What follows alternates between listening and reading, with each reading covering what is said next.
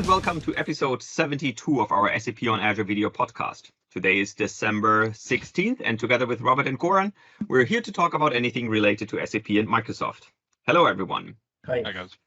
Hi, guys. So today we are going to talk about networking and security again. And we have a very special guest with us again, Evren. And actually, it's his birthday. So first of all, Evren, happy birthday. It's really fantastic that you join us on your birthday. So that's really commitment. I'm celebrating my birthday with you guys. Wow. Special occasion, yeah. Perfect. So we're very much looking forward to continuation, I would say, to the security topics that you had shared with us last time. But as always, before we hand over to you and you can introduce yourself and talk about security in the SAP context, let's quickly take a look at some of the news from this week. And I want to start with a repository in GitHub that was just released the other day. It's a resource group copy functionality. So the idea is if you have resources in a resource group, so your virtual machine, disks, storage, networking, configuration, stuff like that, and you want to move this to another resource group, potentially also to another region, then you can use this RG copy functionality.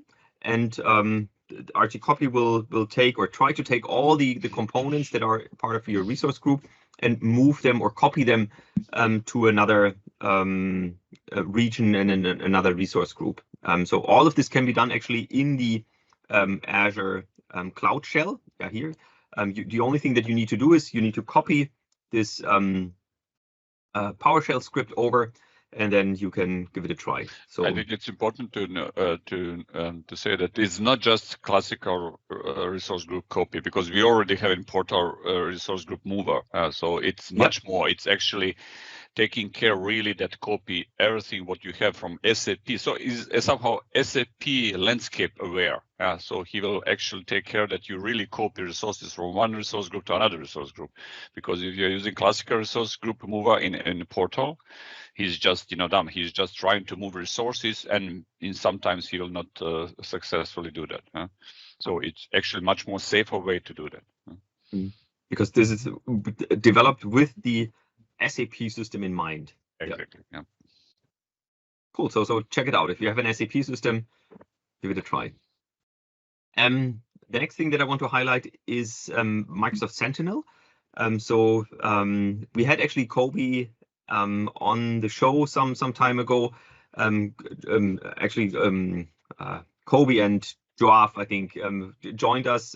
They talked about the Azure Sentinel or Microsoft Sentinel solution, and especially the integration in SAP and the powerful things that they have continuously invested in Microsoft Sentinel. And they have created more and more of these workbooks that are now available for customers. So here, there's an SAP audit browser that checks the overall health and events and stuff like that.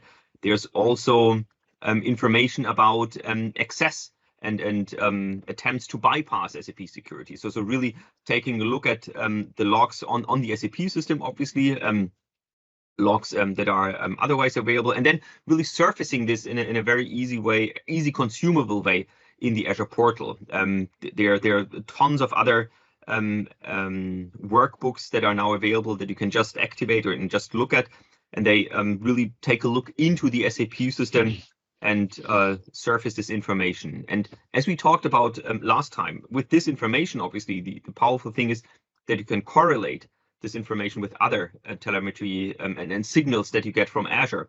So again, this example that you then see that someone is currently logging on in Japan in their Office 365 account, and then 20 seconds later, this very same person is logging on to the SAP system in Europe. Then you can maybe already flag this and say, look, we should take a closer look at this specific user interactivity. So with the continued enhancement that Teams is doing there in Microsoft Sentinel, and especially the SAP integration, I think we'll see more and more of really cool use cases and benefits that customers can gain from this.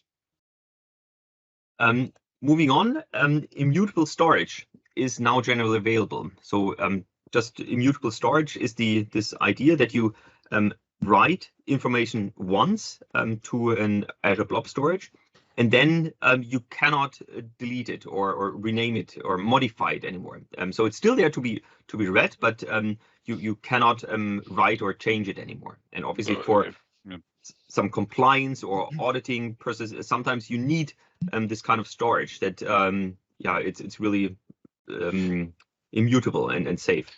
And so, also, I just want to add, there's also MUA, multi-user authorization functionality actually added. So basically, if any customer wants to have another person within the organization to have the right to write and delete operations, so they can actually use even a different tenant or a different subscription to assign that specific person the rights to actually just keep the protection of the backup data. So which means that it actually just can be a really great solution or complementary solution for ransomware protection for customers who are trying to just leverage Azure technologies and functionalities to secure their SAP investment on Azure. Just wanted to add that to this great GA with the immutable blob storage. And also what is important, what is actually the big change here is before we have the worm on the container level, but now we have on object level, because on the blob storage, we need to create containers and put objects inside. And before we had this worm, but only on the container level, now we have it also on the object level. So this is also a big change there. Actually, why I wanted to bring this up is we talked about in one of our previous episodes about SAP ILM, the lifecycle management solution, which has now also support for Azure Blob storage, so that from ILM you can directly write into Azure Blob without any third-party solutions. In this context, we actually had a lot of customers that are asking, can we use ILM with this immutable storage functionality now that was at that time in public preview? So just to say it out loud, it's not yet supported. So the combination of ILM and immutable storage here is not yet supported. But obviously, since we are getting a lot of feedback from customers, requests from customers, we are continuing to work with SAP to see if this is a supported scenario that we can actually support. Okay, great.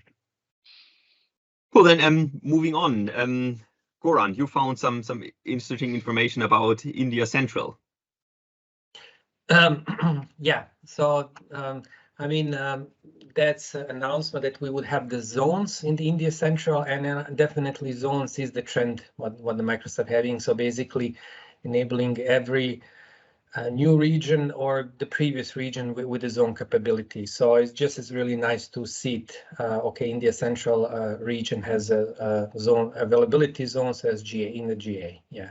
Since you said this is the new trend, I just want to highlight, I think, Robert, we had one time a session where you really dug into the availability zones concept, where we talked about that, where we talked about challenges, if zones are too far away, where we talked about the NEPing solution, where we could actually detect what is the latency between different zones. So I think that is a topic that we also had covered some time back very intensively. Yeah, actually, we I think announced somewhere early, late summer this year that we will work that every future region, new regions, is automatically started with already availability zones. So before we have a practice that we first bring data centers and then later bring the availability zone. Now we will always start with availability zone, and this is one of the examples.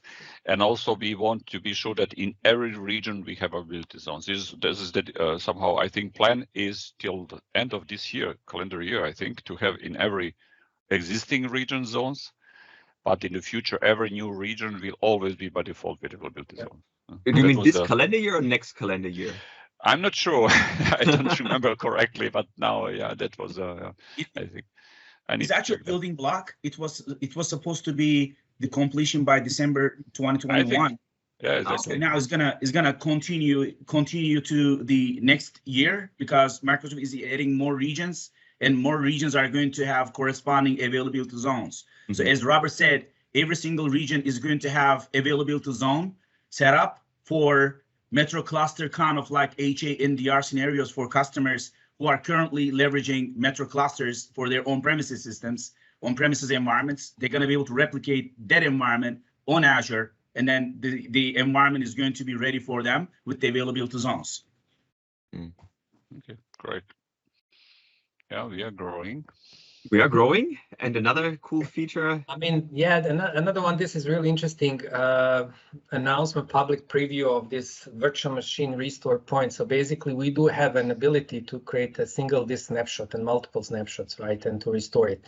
However, this is a kind of a new feature that you can do a point of time snapshot of all the disks attached to the VMs, right, at the same time.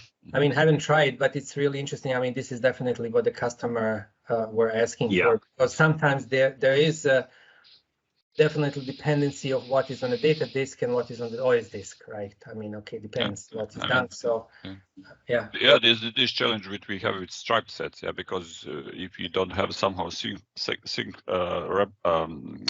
on the VM level, you have a problem with the different disks. Yeah, actually, this is what we already have on premise on hypervisor on premise where we just take the snapshot. I mean, nice, very nice. I think we will probably solve many disaster recovery conversations, and when we need backup, when we need snapshot, and so on. Yeah. But do you actually know if this is already supported for stripe sets? I mean, I guess it should be. I think the Azure backup is already supporting the snapshot synchronous snapshot cross disks. Yeah, so it's supported. And now with this, I think we'll also support it, because he will just froze it and do the snapshot of all disk in same time. And also, I mean, haven't tried but it's mentioning application consistent snapshot. Yes. Okay. So this is not just a file snapshot. If it's application snap, it must be fully frozen, all the disk at the same time. And what is also important, every application snapshot is have also one very interesting trick, because if it's application snapshot, which means that virtual machine operating system will be notified that there's a snapshot. So if you have a listener who is listening on that event, you can react. Like databases or any kind of application. And this is by default actually full meaning of application snapshots. I guess we need to test it in the context. Yeah, we need to test it and see what is. Let's not promise before testing. But looks promising, I would say. Yeah. It's promising, yeah. But here's another promising thing. Yeah, and another one was, exactly. We also talk a bit about the zone. So Azure Files Cloud Service pure from Microsoft for the NFS, meaning for the Linux. Windows is SMB. It can be used as a local redundant storage, meaning one data center, or even, again, much more popular zones, which mean it's a zonal redundant. So we have in the zonal redundant HA, both for the Windows clustering and Linux clustering. Now, if you go a bit down, what is the performance is improved? I mean, performance, it's never enough, exactly. Okay. So they're just telling previously the minimum IOPS is 400, now it's 3,000 as a baseline, and also the minimum burst is 10,000, the upper of 100,000 IOPS stays there. And also what is increased, total read and write throughput. So in the past was a kind of 40-60% write and read ratio with maximum 10 GB. Now they don't differentiate, so which is good, So I mean, we are primarily in the SAP context probably using for the, primarily that SAP MNT, and it can be also used for the trans folder. SAP MNT, typically doesn't require extremely much performance. Maybe for the jobs, it's always good to have it more. So seeing more performance is definitely a valuable, and transport there. Okay, sometimes when they need to copy the stuff, then it's really more copying here and there. So it's always beneficial. So it's really nice to see those kind of incremental improvements, which makes sense, definitely. And it will be beneficial for the SAP load. Yeah. Cool. Perfect. So with that, I just want to close the news with, I think, something that is top of mind for a lot of IT admins at the moment, Log4j. So there's a security guidance blog post that is constantly updated with some information from a Microsoft perspective. There's also a related SAP note that talks about the different applications that are affected on the SAP side. So there's a lot of content, and I think this is really something where not only SAP and Microsoft, I think the whole industry is currently focusing on, very, very detailed. What I found quite interesting, to just give you an idea of how this can be really have an impact. There's this guy, John Hammond, and he created a 30-minute video where he showed how easy it actually is, frighteningly easy, to exploit this in Minecraft. I mean, to be fair, Minecraft has been updated already in the meantime. So actually in this video, he's going and looking for the older versions that are not yet patched. But if you see how easy it is, it's really amazing. So if you want to take a good look and understand what this is all about, just spend 30 minutes watching this video. And then they should use SAP logging Java API. Robert was implementing those kind of stuff. Long time ago. Yeah, so interesting thing, and let's see when this will be resolved. Okay, with that, Evren, a last a sip from your cup. It's as mentioned, it's fantastic to have you back on the show and on your birthday. So thank you very much. Maybe for those of you who don't know you yet, maybe you can quickly introduce yourself, and then Sure. Yeah, I'm looking forward for the presentation.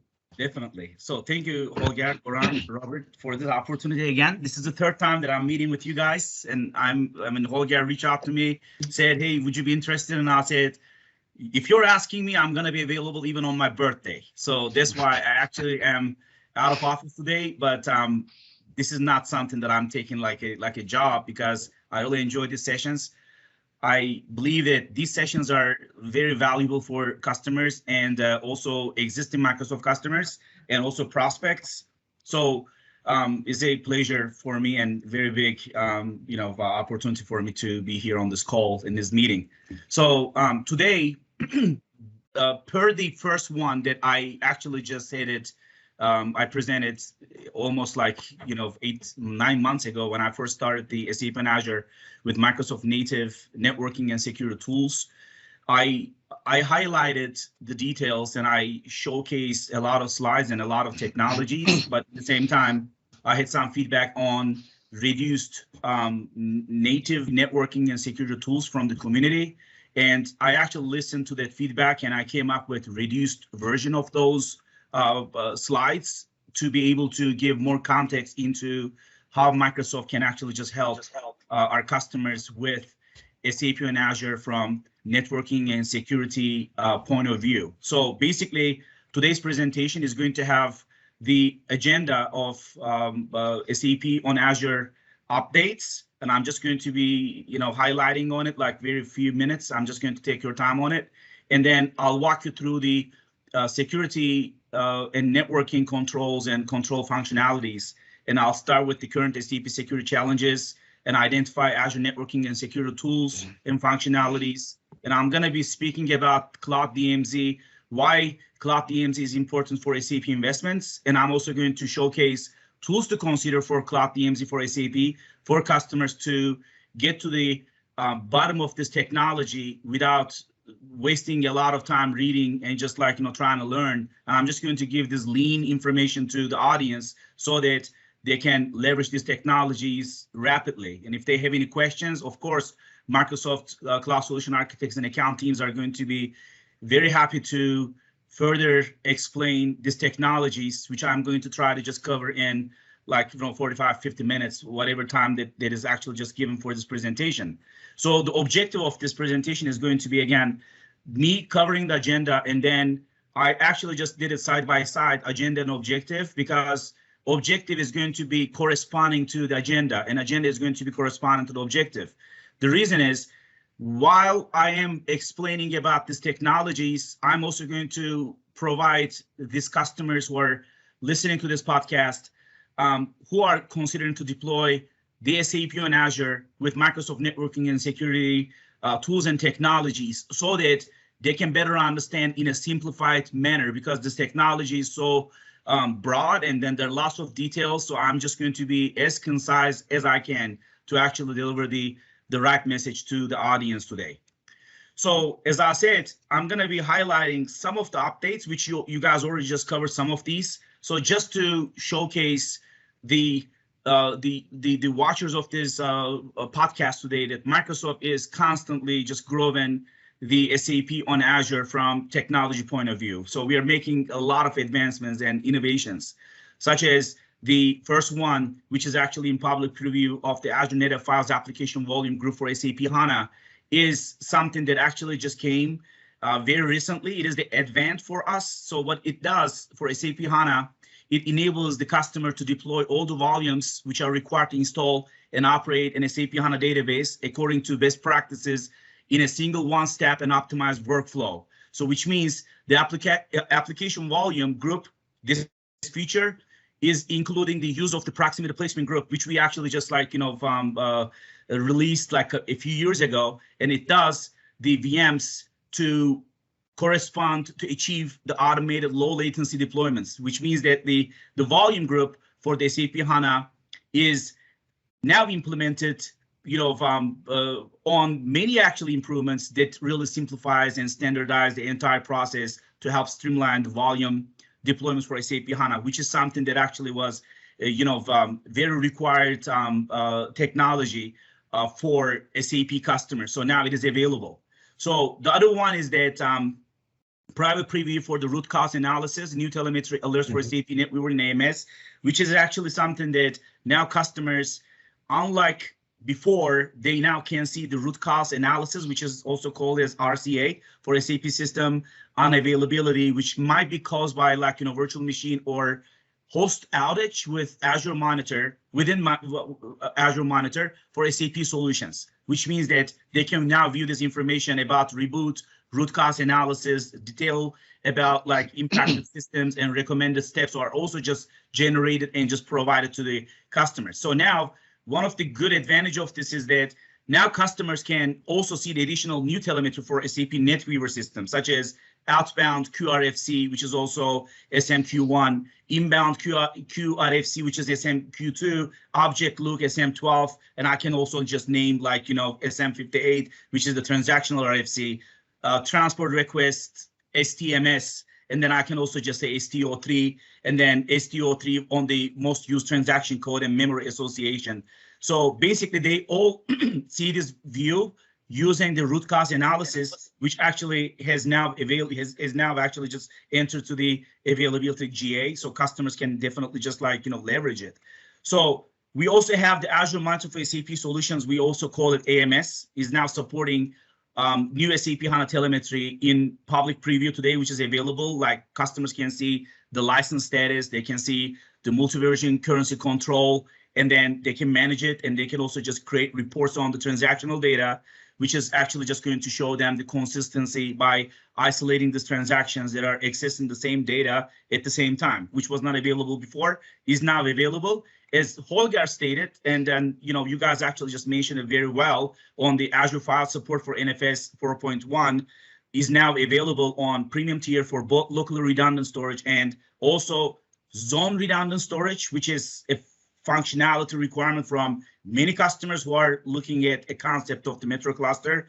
It is now available. So which means, so now customers can deploy this fully POSIX compliant distributed NFS file shares in their production environments for a wide variety of Linux and container-based workloads. So they can also do it for non-SAP as well. So they can go ahead and just start to implement it ASAP. And then there's also a link to actually just provide more information on the NFS technology and then how actually this can actually just be used. And then also now we have the Azure Backup now is providing a set of built-in metrics via Azure Monitor. Why it is important? Because now it is going to be providing the customers to monitor the health of their Azure backup, so they can configure alert rules trigger alerts, and let's say that when the metrics exceed the defined thresholds, they can actually just get this alert and notification, so they can actually just do better planning on that. So with this quick update, which I felt compelled to do it because I just really just wanted to contribute to your efforts, guys. You guys are doing fantastic on it. Just want to add this. I know that this is not something that I do all the time, but I just want to add it. So now with this, I am just going to go to the topic today. So about the security, like I said, the security functionalities and security tools that customers can leverage. So very quickly, before I actually just switch to why it is important again, I'm just gonna say that there's no customer today who is not concerned about security when they are moving their workloads, SAP or non-SAP, to any cloud. They want to make sure that they're actually just getting the best practices solutions, augmented solutions. They don't want to risk anything because now the systems are behind somebody else's firewall, which is Azure in this case, Microsoft Azure. So they want to find out what exactly Microsoft tools and technologies are, because the security challenges within SAP remain the same. Like we always say, SAP is the cyber crown jewelry. Breach may wire funds, expose sensitive data, and disrupt the supply chain. This is one of the common concerns for any customer today. So it actually just became very generic. So this slide, which I'm showing you, is actually just talking 99.9% of the today's enterprise SAP customers, because they know that once an attacker is in the system, there are hardly any security controls to detect data breach or unusual activities. So they want to find out what Microsoft can do to be able to provide this, like, level of support. Like Holger mentioned in the previous one, that you can use SAP functionalities, and then you can directly stream to Blob storage, immutable Blob storage. So which means there's going to be warm state, write once, read many times, which is going to be one chapter ahead of the competition today, as Microsoft can provide it to the customers in a fashion that is not going to cost them anything extra than the storage cost. Basically, they're going to be able to actually just, keep their backup data in an immutable state for any kind of delete and delete operation protection. So some customers, they want to get also receive threat detection, solutions, not only the storage level, because they know that the moment they actually just initiate the storage, let's say that Azure storage account, it is automatically 256 AES based security. It is right there secure that they're actually provided that kind of security from the AES 256 level. But in the same time, they want to also just see some more threat detection functionalities. So like SAP events to be correlated across the enterprise together with other security events, how they can actually just make it happen. So basically, these are the challenges and also the requirements from the customers. And now the question that we get all the time from customers and partners is if Microsoft has tools and technologies. We absolutely have tools and technologies all across the board, but the question is what a customer needs is what we are looking at, as Microsoft has really broad technologies and broad functionalities. So Microsoft can help any customer with any security and networking requirements. So here in this slide that you guys see, cloud-based security control for SAP on Azure, which means that within each solution area, our customers, they know that they have to manage multiple security categories to effectively reduce their risk. So they know that the average enterprise employs around 70 plus vendors for their security today. So most of the time, managing this complexity can really lead to gaps in coverage, also limited visibility, and also fragmented experiences. So what happens when they actually just see Microsoft portfolio, they see that Microsoft really offers this unified approach that leverages both best-in-class depth and breadth security functionalities and tools to provide to the customers. Basically, by bringing these categories together into one solution that natively integrates individual layers of security, Microsoft customers or customers who are actually thinking about moving their SAP, even non-SAP, to Azure, can improve end user experiences so they can decrease the security operational inefficiencies and reduce the risk of costly data breaches. So when we say that, of course, it is easier said than done, but in the same time, we are giving a lot of examples, a lot of use cases to our customers on how XYZ customer actually just saved, and then they augmented their SAP investment on Azure by giving metrics and by giving case studies to the customers. Because Microsoft has solutions across the board, starting with the identity access management tools, which is to enable the customer to take an identity-based approach to security and establish truly conditional access policies. When I say conditional access policies is one of the core elements of the zero trust security, because we always just say when you are actually leveraging your on-premises Active Directory to be connected to Azure Active Directory, just change the mindset a little bit and just do the conditional access control, privilege access control on Azure to actually just have some granularity on the security multi-segmentation on the user awareness. And if there's any kind of like a functionality to leverage like layer 3, layer 4, layer 7, and then also Azure Active Directory, we are also providing these customers with some recommendations on how they should be importing and exporting their metaverse from on-premises to Azure to actually just get the better like, view on who is accessing what. So who is actually just like, having multiple logins or failed logins. So how you can actually just audit these people who are actually just trying a lot of attempts. Let's say 2 a.m., 3 a.m. in the morning, and somebody is just making a lot of attempts. Is Azure going to be able to capture that? Absolutely. And I'm just going to be highlighting in the next slides, actually. But this is just a teaser. How is Microsoft going to be able to help you find out who is accessing your systems and making these suspicious attempts, right? It is very important. But this is a teaser for the next slide. So network security. It is everything for Azure right now, for Microsoft customers, because it establishes secure connections to and within Azure using virtual networks, which is everything. Network security groups, and also like VPN and express route. If we even go a little bit further, IPsec over express route, which means overlay over underlay to give end-to-end traffic control in Azure. And I'm just going to be highlighting. If the time doesn't allow, I'm going to ask Holger to give me another opportunity to actually just deep dive into it, because I'm very excited about these topics.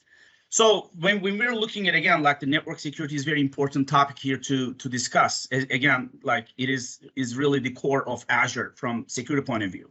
And then the threat protection, again, is something that is very important, like the teaser that I gave earlier, that why it is important, what is called threat, what is called proactive threat, and also like, reactive threat, and how Microsoft can help, our customers respond to those threats is actually an art that Microsoft has the tools and technologies. And then the security management, of course. It is very important to make sure that customers are doing all the right assessment for the security state, and then this is continuously growing, especially as cloud workloads change dynamically.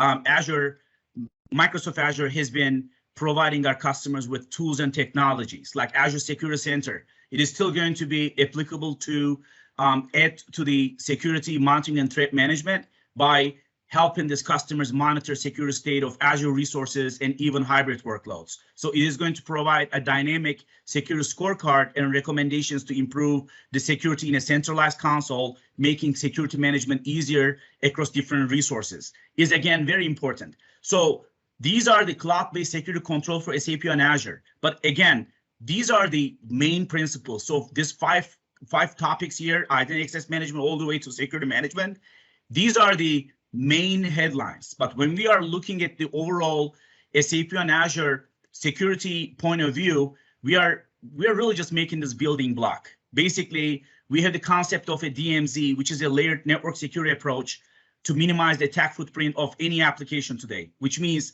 a DMZ architecture, which everybody knows now in the networking and security demilitarized zone architecture. It can be either like, 2 layers or 3 layers of security and protection concept with additional user-defined routes and firewall rules. Microsoft is not going to mandate either 2 or 3 layer of security for the DMZ. Microsoft is not going to provide or make any recommendation to the customer any networking and security solution if it is not needed, which means that every single security solution, security parameter that you guys see here is going to be enriched with Microsoft native solutions to make a real robust security or SOC, security operation control solution for the customer's entire security requirements. So basically, we're gonna be definitely just like, highlighting on the zero trust security throughout the journey when the customer decides to move to Azure and then retain on Azure and grow on Azure. Microsoft is going to provide this modern security framework to manage the complexity of their organization, which means that it's going to be a holistic approach to zero trust, and it's going to extend throughout the entire digital estate of the customer, and it's going to serve as an integrated security philosophy and end-to-end strategy, which means any tools and functionalities that I am just going to be talking, around identities, devices, and then, data. These are all going to be per customer's requirements. So for instance, identities overall is whether, they represent people, services, or even IoT devices, defined as zero trust control plane, which means that when an identity attempts to access a resource, customers always have to be cognizant of the fact that they need to identify all these attempts to access a resource. So we need to verify that for the customer so that they can identify with strong authentication and ensure access is compliant with their compliance requirements. And also they are all leveraging this technology in an optimal way. Otherwise, it is not going to make any sense for any customer. From the devices perspective, identity in devices, why it is important? Because once an identity has been granted access to a resource, data can flow to a variety of different devices. Everybody knows about that. Like from IoT devices to smartphones, bring your own devices to partner managed devices, and even on-premises workloads to cloud hosted service. So this diversity is automatically creating a massive attack surface area, which is requiring that a monitoring is done and enforced device health is enforced device health is implemented in every angle to actually just make sure that compliance is assured and then secure access is enabled for the personnel and also for customers and also for the partners. So data, ultimately, security teams are focused on protecting data, and Microsoft making every single attempt to communicate with customers that wherever possible, data should remain safe, even if it is leaving the devices, like applications, infrastructure, and network. And then even the networks the organizations control on premises. So data, from the best practices perspective, should also always be classified, labeled, and encrypted, and access restricted based on those attributes. Most of the time, the question comes from customers. From point A to point B, how is this going to work? Okay, Microsoft is going to encrypt the storage account. It is going to be AES 256. So what about the data in transit? What is the mechanism to encrypt that?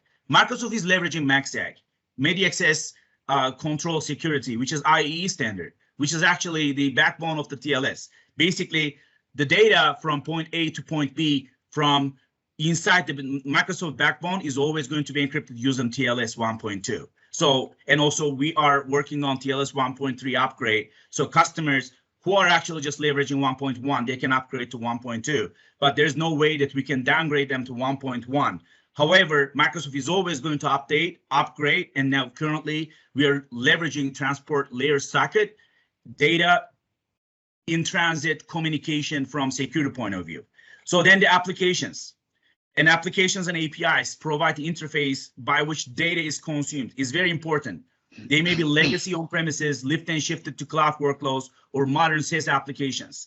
So controls and technologies should always be applied to discover shadow IT to ensure appropriate in-app permissions like gate access based on real-time analytics. So Microsoft is giving all these functionalities to also just security application layer, security on that. Then the infrastructure, whether on-premises servers or Azure VMs, or even leveraging containers or microservices, represent a critical threat vector for customers. So we are always recommending the assessment for version configuration, just-in-time access to hardened defense. And we're also asking our customers now to use telemetry to detect attacks and anomalies and automatically block and flag risky behavior if there's any. So previously, a year ago, when I was actually doing this first Azure native security tools and functions, I wasn't necessarily speaking about the Azure Sentinel, for example, that much. But now I'm going to be able to. Why? Because this product is robust right now. So we have Azure Monitor now. We have Azure Backup. We have the Immutable Blob storage. We have the MUA, multi-user authorization. We got a lot of technologies now, very mature, and most of our customers are very happy. They're even just bringing their competition over to Azure because everybody learns what their competition is doing, and all of a sudden, Microsoft is hosting a lot of companies under the same Microsoft Azure umbrella. So networks, why again is important and why it is actually very crucial for customers is because all data is ultimately accessed over network infrastructure. So networking controls, which Microsoft provides to the customers, is really critical. In pipe controls, which means that they can enhance visibility and they can also help themselves prevent attackers from moving laterally across the network. We always say Azure backbone is secure. So now this is the explanation why it is secure. Microsoft is also running their SAP on Azure. We have to make it secure. Our investment in our own house is also reflecting to the investment of our customers. So basically, when a customer is asking me, why do you think that I should trust Azure? Because we trust Azure. So basically, we always say that like network should be segmented, including deeper in network microsegmentation. Are we applying it for us? Absolutely, yes.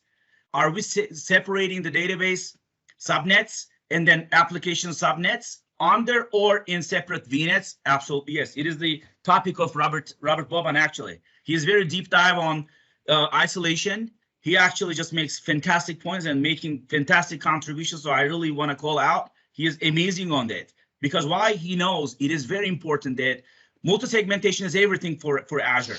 And how much did you pay him, Robert? I don't know. This is already 3 pizzas. He's gonna send some German chocolate, so that's it. I promised him 3 pizzas. Now I need to deliver 5. I think. Yeah. I would say Robert is very emotional about this topic. You know. So. This is a very kindly way of putting that out. So policy-driven access. This is one of my, I'm actually just building something that hopefully in the next months I'm gonna be sharing this with you. Which means that modern microsegmentation is very important. Yeah, networking, multi-segmentation, subnetting is important.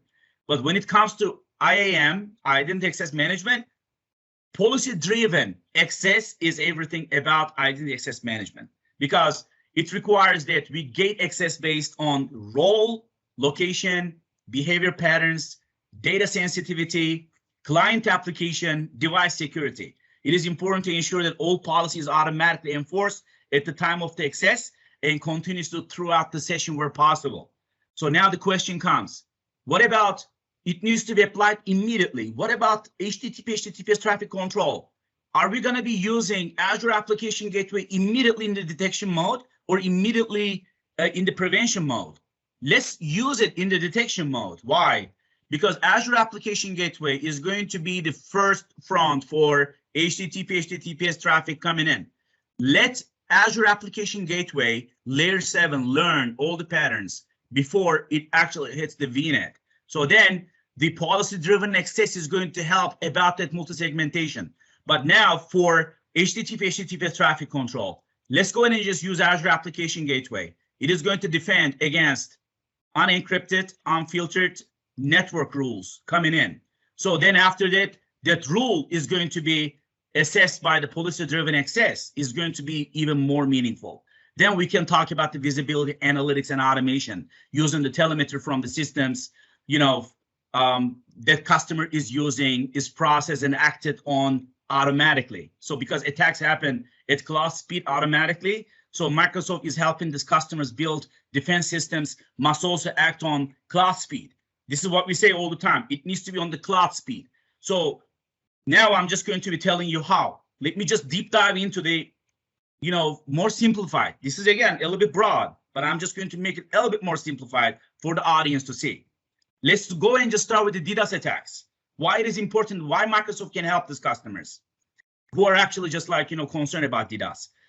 DDoS, denial of service attack, is classified in 3 categories today: volumetric, protocol, and application layer attacks, which means that volumetrics and protocol attacks are also referred as OSI layer 3-4 attacks or layer 3, layer 4 attacks.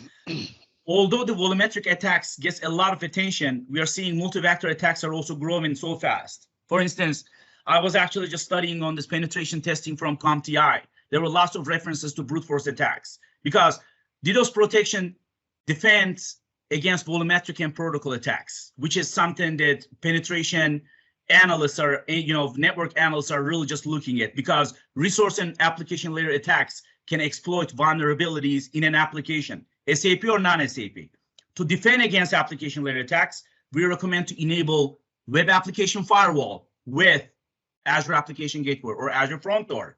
But most of the time, customers who like to secure their SAP workloads against the brute force attacks overlook very standard solutions, which are available by Microsoft. And Azure DDoS standard is absolutely one of many services that customers can use. So just looking at a few examples, like the GRE example, for example. What is GRE, which we see under the protocol attacks, is generic routing encapsulation. Is used, so like it is actually interesting because we need to know, everybody knows about GRE, but why do we use it, right? And why is it important? It's because it's used when an IP packets need to be sent from one network to another network without being parsed or treated like IP packets by intervening routers. It's very important. However, these are not secure, does not provide encryption. And now for a private cloud, just plain GRE can be used as secure. On the other hand, ping flood, also known as ICMP tool, is a very common DDoS attack in which the attacker takes down the backend server. Let's say in the situation that everything the web dispatcher is in the backend server is going to be overwhelmed with ICMP. We call it echo requests, and we also call them pings. So if you guys hear pings and echo requests, they're actually absolutely the same thing. So maybe, you know, like on the ICMP side, I should be just telling what exactly it is, right? Like, why am I talking about that? Why customers are worried about it? Because it is the internal control message protocol.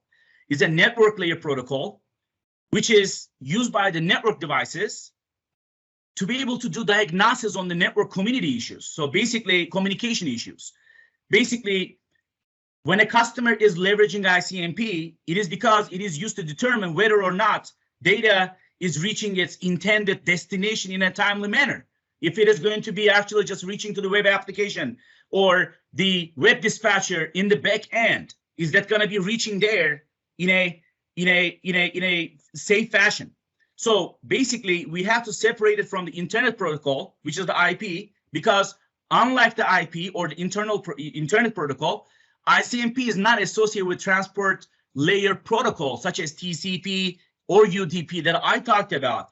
Transport layer socket TLS protection from data from point A to point B, because ICMP a connectionless protocol. One device does not need to open a connection with another device before sending an ICMP message, because normal IP traffic is sent using TCP, which means that any two devices that exchange data will carry out a TCP handshake to ensure both devices are ready to receive data.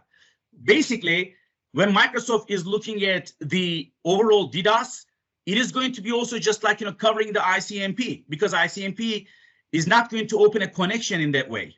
So, which means that when we are looking at the overall DDoS, it is going to be covering a lot of areas where the ICMP is going to be required.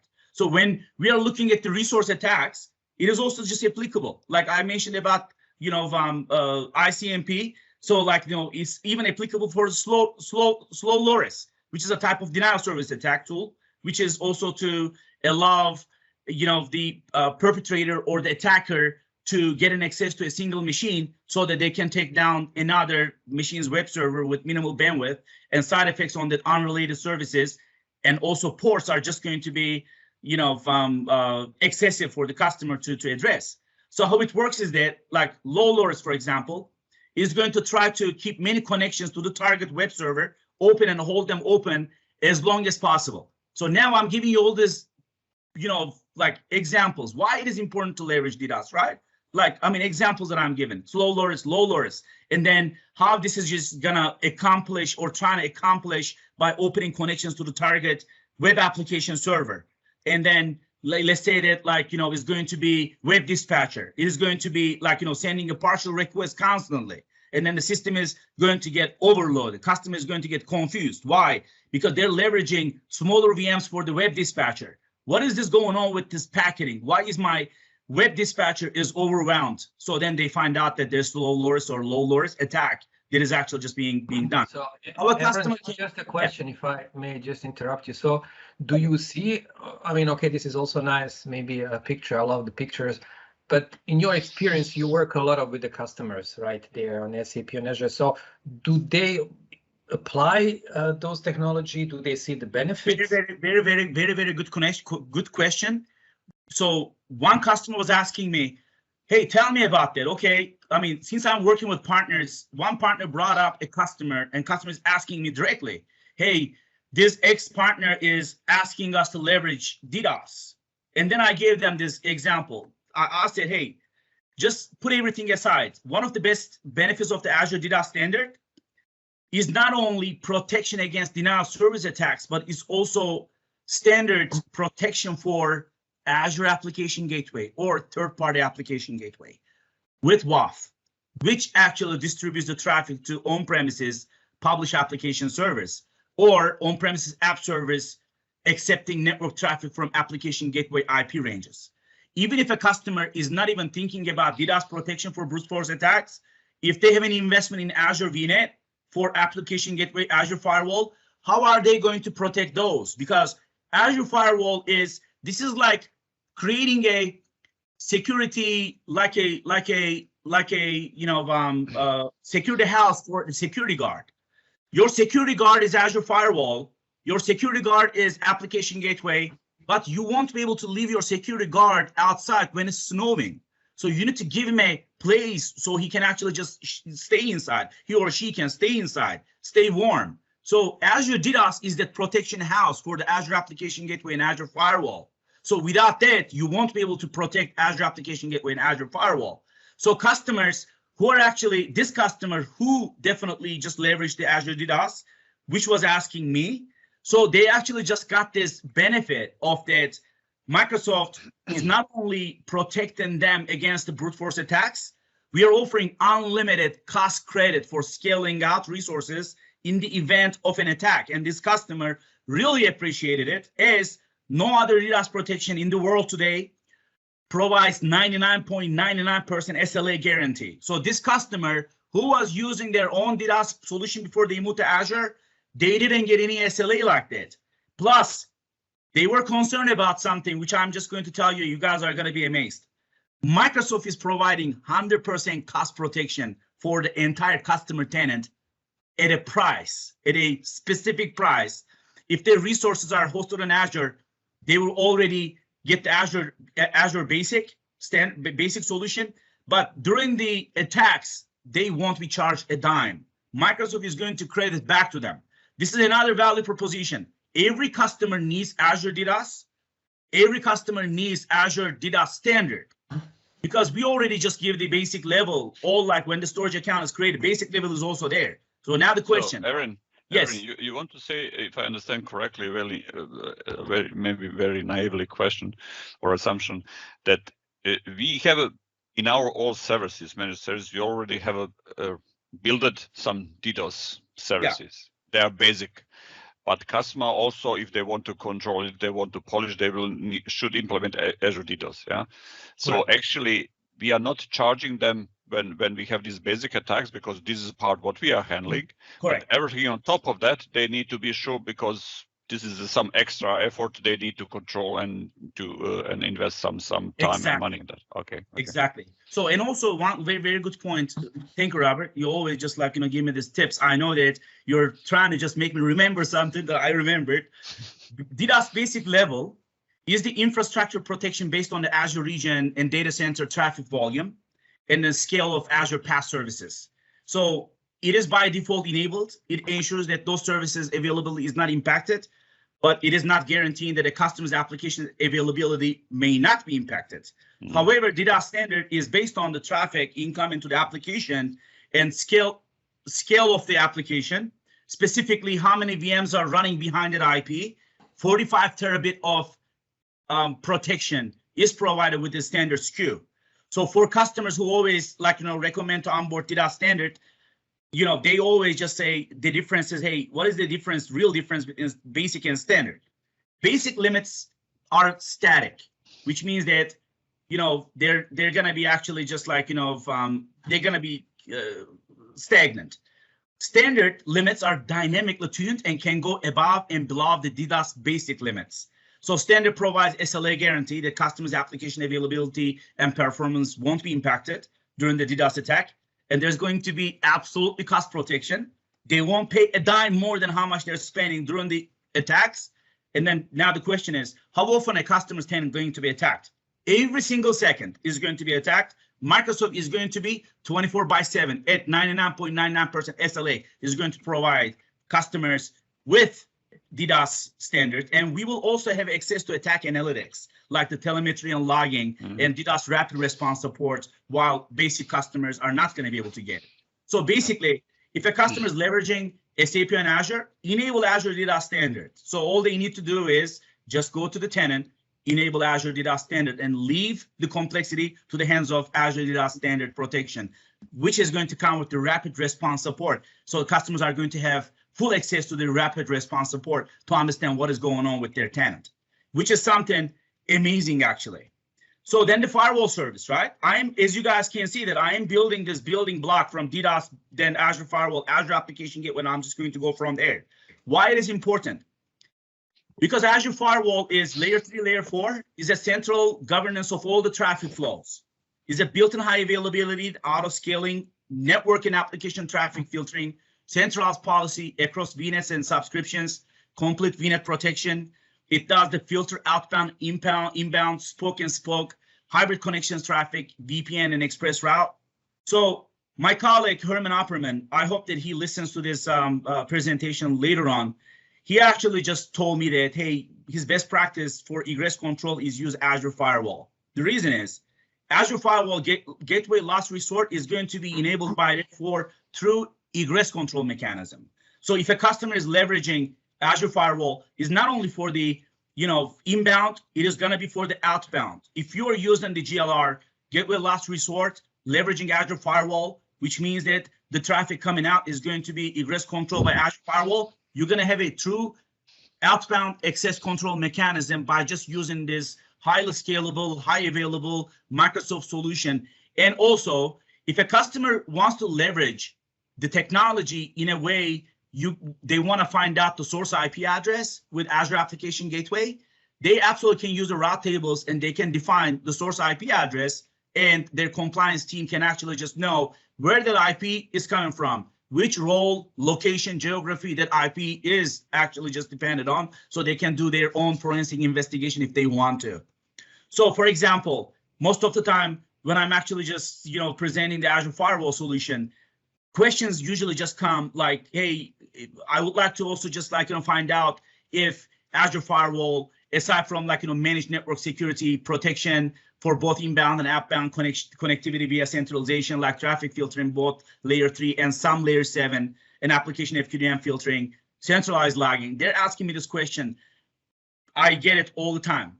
Explicit S-netting, if it is something that Azure Firewall can provide. Microsoft is currently just developing it for the explicit S-netting, and then we're going to be making it available. So the reason why these customers are asking about explicit S-netting is that because they need that outbound rules to enable them to explicitly define the S-net, which is source network address translation, for a standard public load balancer. So this configuration is required because it allows them to use the public IP or IPs of their load balancer for outbound connectivity of the backend instances.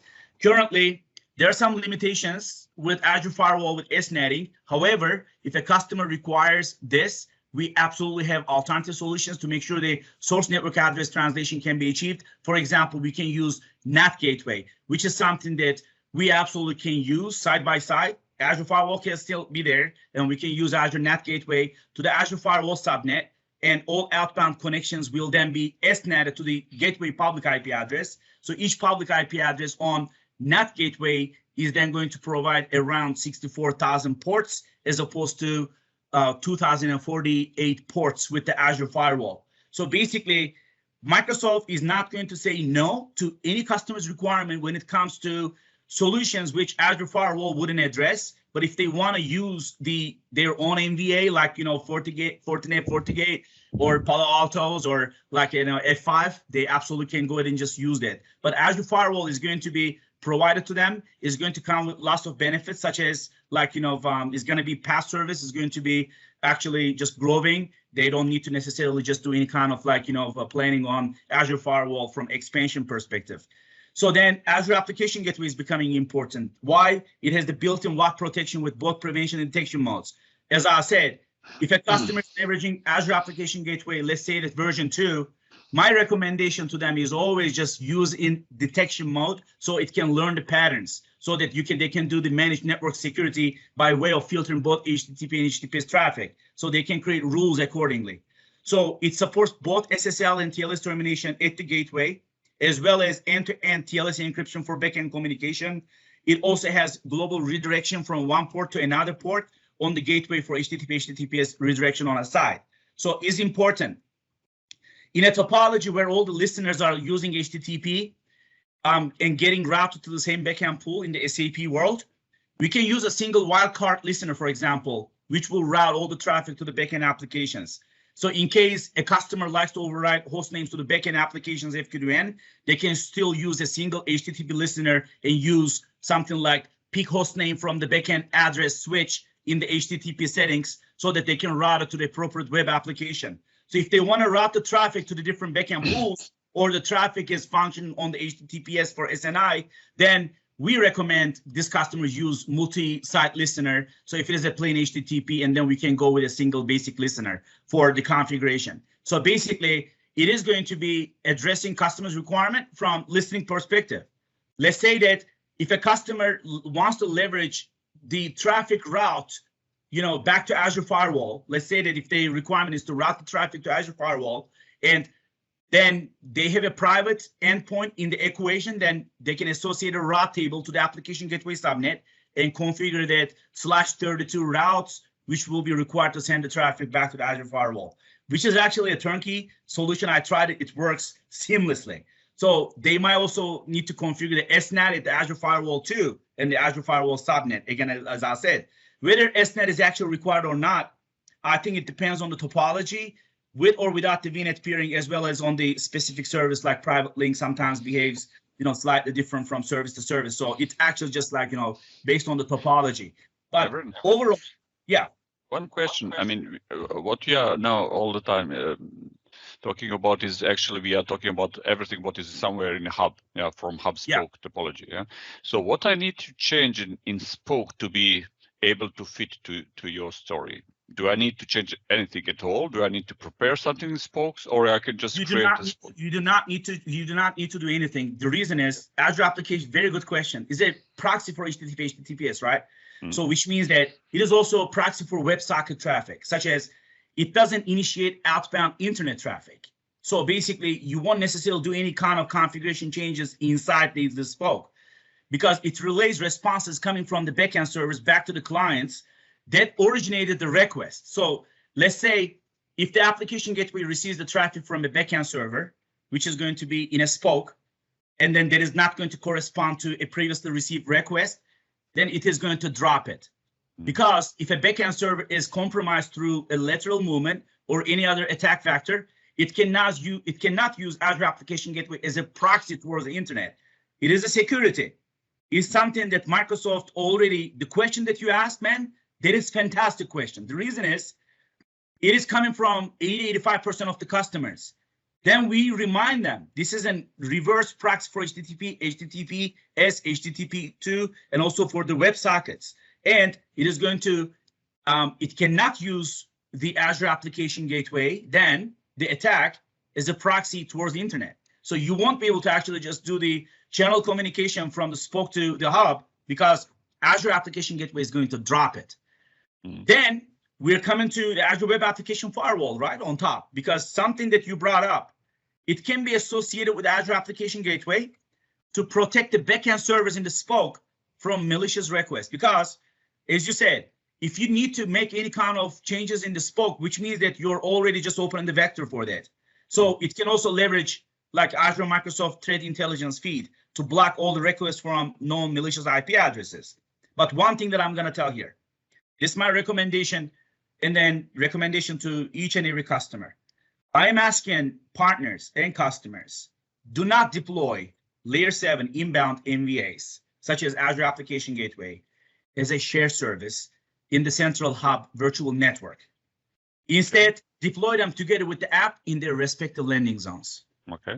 Because using a central application gateway for multiple application is, from the networking perspective, not from the security, increase the blast radius. Whether there's an issue with the application gateway, it means that the configuration is shared among different teams, so could lead to correlated incidents among services, which could be independent actually. Like application gateway is, even from the costing perspective, is built through actual consumption. So there's not much of a cost savings by using a central managed application gateway. So you don't need to worry about it. So basically, my recommendation is always just deploy them together with the app in their respective landing zones. Do not do it separately. Is one of so the can I also do something like hub spoke? I mean, there's also some. You can do that. You can also leverage from third-party application, third-party MVA perspective. Like you can use something like Fortinet inside the virtual one hub to actually just make that connectivity. But it needs to be deployed in the virtual one hub. So you can absolutely just do that. But there are lots of topologies. Depending on what the customer really wants, we are always just saying, this is supported, this is not supported. If the customer wants actually some certain technologies to be deployed, let's say that if it is going to require a third-party, MVA provider intervention, we're going to be working with them to make it happen. So we are going to be complying with the customer's, requirements constantly. And the threat monitoring. Again, like I'm building Blob, right? This is the reason why I'm doing this. I am gonna be starting from DDoS, Azure Firewall Application Gateway threat monitoring. It is not going to end here because this is going to require me to actually have a 2-day session to be able to speak about every single, security protocols and rules. Why is it important to threat monitoring? So I actually classified this to 3 chapters here. Insight into SAP application transactional data, correlation across data sources, customizability. These are the customer requirements overall, high level. So when a customer definitely just requires the threat monitoring, they are looking at multi-layered monitoring solution for SAP threat monitoring to cover both the infrastructure layer and then the business application layer. They always say that. So now what Microsoft solutions can be leveraged for that, right? This is the thing. Azure Sentinel. We are always just talking about that. Microsoft Sentinel, SAP threat monitoring solution. This can be deployed in one simple package, which will address many requirements of the company or the customer component level. So this might be just a rich NetWeaver data connector to deliver as a Docker container image so that they can deploy anywhere, like, in the network, and then they can integrate it into network and, NetWeaver capable systems. So then the data connector will collect over 10 different log files with SAP NetWeaver enabled systems to do the monitoring on the business and application layer, which is like, related, with risks within the SAP system. So sometimes some customers, they want to see the full, list of available log sources in our documentations, and Microsoft actually, updated that log sources. So customers can definitely go and just see full list of all the available log sources for the Azure Sentinel. If a customer wants to use their existing SIEM, is Microsoft going to still recommend SAP threat monitoring solution with Azure Sentinel? We are still going to recommend it. But if the customer is okay with their SIEM solution, they should go with their SIEM solution. But Microsoft is making this investment for them because this technology is leveraging infrastructure like, data connector, which means that existing Azure Sentinel data connectors, such as those virtual machines that Microsoft knows, networking, Azure Backbone, Microsoft knows, Azure Active Directory, Microsoft proprietary, application, and monitoring underlying infrastructure. These are all actually just covered, and knowledge-based best practices are built on top of Azure Sentinel every day.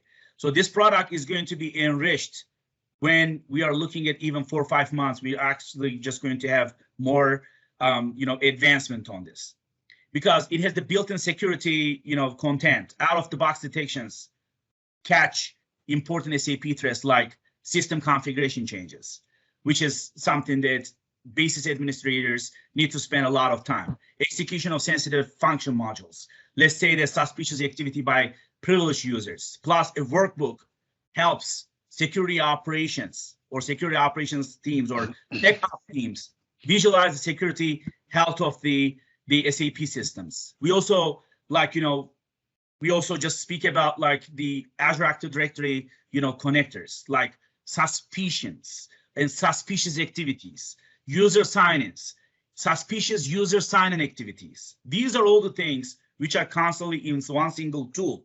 So, and also while we are talking about this, we are also just like, reminding our customers about Azure Storage, which is supporting different type of authorizations, right? It's very important, including shared key, SaaS, Azure Active Directory, shared keys and SaaS. As we know that there are no identity information carrying, within the request. So which means that Azure Sentinel is not going to make any sense. Why? Because it is not necessarily just like, carrying any identity information. How is this going to work, right? However, Microsoft is also using storage logs, which is in preview today, has identity information from OAuth token when Azure Active Directory is used to connect to storage account. And then you can capture that identity information using Azure Storage, which is something very important. Good side is, again, Sentinel is SaaS service, right? No installation, and you just use it. Exactly. You need to install the SAP connector, but that's a very easy Docker installation experience. Sure. Yeah, so basically Azure Sentinel, this is something that I just need to say. You can import anything to Azure Security Center, and then you can absolutely just like, get the logs from the Security Center to Azure Sentinel to corresponding between these two. One of the best value proposition of this thing is that the Azure Sentinel connector, it really is not only a connector, I will say it is an advanced connector tool to stream security alerts from Azure Security Center into Azure Sentinel. So whatever that you actually just deploy in the Azure Security Center, you stream it into Azure Sentinel, and you can use workbooks. This is something that I am very excited because I tried it. I actually just tried it on my side. It really works flawlessly. You can add workbooks like Azure Active Directory audit logs, which is something I love.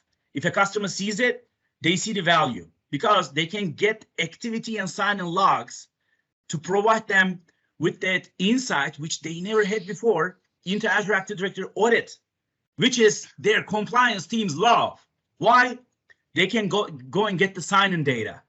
That is something so important for people like myself that I am actually just going inside and saying, how can I hack a system, right? You can't.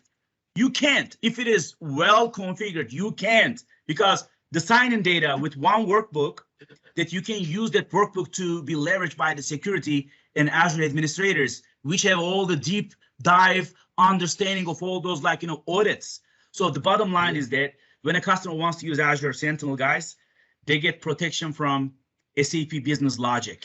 That is something that SAP recommends.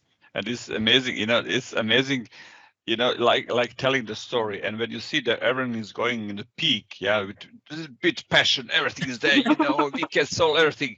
Then we need to stop because we need to save Evren because he's birthday today, so we need to be very careful. We need to be for the next time. I have been doing a lot of external, as you guys know, the certification studies and stuff. One of them was penetration test, and then in the penetration test, something that is very, very important is not only about SAP, business logic, because it is the sensitive transaction, which is something that customer is doing on Azure or any cloud. So they need to just monitor this sensitive transaction. They have to have access monitoring, and then we call it UABA, and user profiles, role management, end-to-end sub matrix controls, and also the monitoring on that. And then they also want to do the application layer from SAP specific perspective. What we are looking at from security. I mean, let's be brutally honest. Nobody's listening to us right now, right? So SAP application layer, authentication, privileged user access, let's say, sensitive system actions, change control, right? Change, which is very important, and changes to audit logging settings, like the ABAP debug on production. let's say that audit logs and anomaly monitoring. These are all provided when you are actually leveraging Azure Sentinel. Okay. So then the big time, high analytics, HANA, right? We say is very important. Why is it important to do the monitoring on the database layer? Because database access monitoring is absolutely needed. Why? Because clients are accessing this, like, from this database. So you have to just, like, go ahead and just, monitor that. So user and roles change monitoring in the database layer, and also backup and restore monitoring on the database change control, management. How are you going to do all these things? So you're going to need to have different towers, right? Because you also need to have a tower for OS and network layer, which is something, if a SIEM solution is going to help customer, yes, it can work. Who is going to know Azure better than Azure? Microsoft Azure created software. Nobody is going to. This is like a car dealership is selling a specific brand from a German manufacturer. So that German manufacturer is going to give the best in class recommendation to the service department of the car dealership. Evren, I'm already buying. You already sell all licenses because, we have in the change monitoring, like from networking, file permission monitoring, like FIM. If it is properly configured or not, job processing monitoring, access monitoring. I think most of us, including our customer, because most of those landscapes are running on premise, and most of the customer are somehow feeling that they are secure, so they are not monitoring at all or taking care about all those aspects what you're mentioning. And exactly. I think now they have a chance to see actually that there's some non-SAP application which are maybe not dangerous at all, but they are still somehow using in a not recommended way some ports, some transactions, or some business data and whatever.